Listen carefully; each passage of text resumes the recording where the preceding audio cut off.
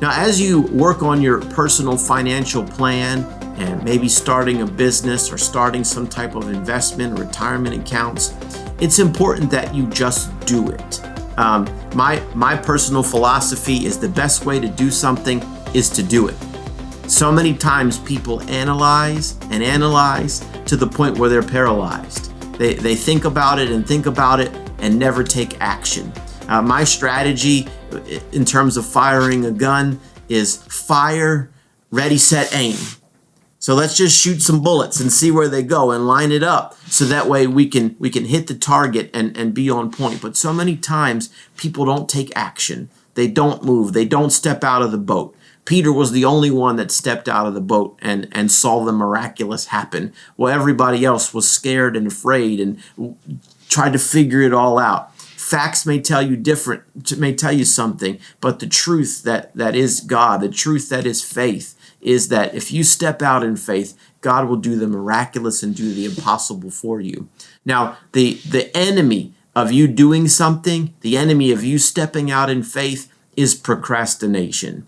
Procrastination is something that is so prevalent in our culture and in our world today, where people put things off. They put it off, and procrastination is very dangerous and has a lot of detrimental effects on your life. First off, it causes anxiety. If you always push things off, then you've always got something you're worried about. There's always something looming over your head that, hey, I got to do this. I got to take care of this. And yeah, I do need to do that. And then months and years go by maybe, and you haven't even done it yet. So anxiety is one of the side effects of procrastination. Another side effect of procrastination is fatigue. It can wear on you. Like it can cause you to get weary and tired, having a burden of all these things on your head of what you've got to do. It's important that every day that you attack those things that you need to do. Make a list and a to-do list and check off those items. These are the things that I accomplished today.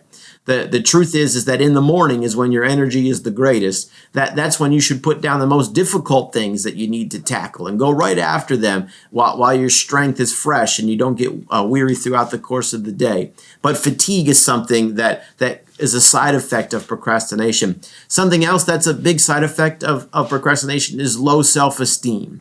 We were put on the earth by God to do a work. He created each of us with an assignment and a work to do, and we know within us that I should be producing, I should be accomplishing something. And if we continually push things off and don't do them and procrastinate, our self-esteem goes down because we're valuing ourselves upon what we're able to produce. And if we're not producing anything, it causes a low self-esteem and a low self-image.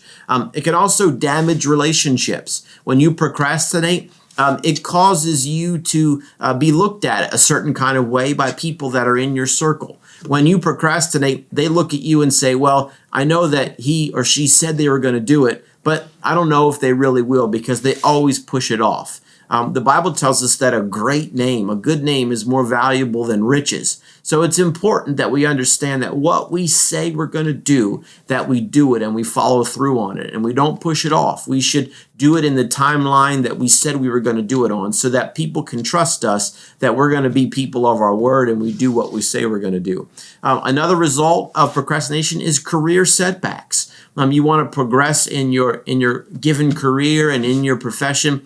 Well, people are looking for people that are honest and trustworthy and hard workers and do what they say they're going to do and produce. And if you constantly procrastinate and push things off and don't do them, well, that becomes a reputation that you've built for yourself. And people look at you and they don't give you the next project. They don't give you the next promotion because they're not 100% confident that you're going to fulfill it in the time limits required. So as a believer, as a follower of Christ, we need to be people of our word, and procrastination is a direct attack on your ability to follow through on your word. Because the reality is most of us don't have very good memories. So if we say we're going to do something and then we push it off, we often forget to do it. Christians do this all the time when it comes to prayer. Oh yes, I'm going to pray for you.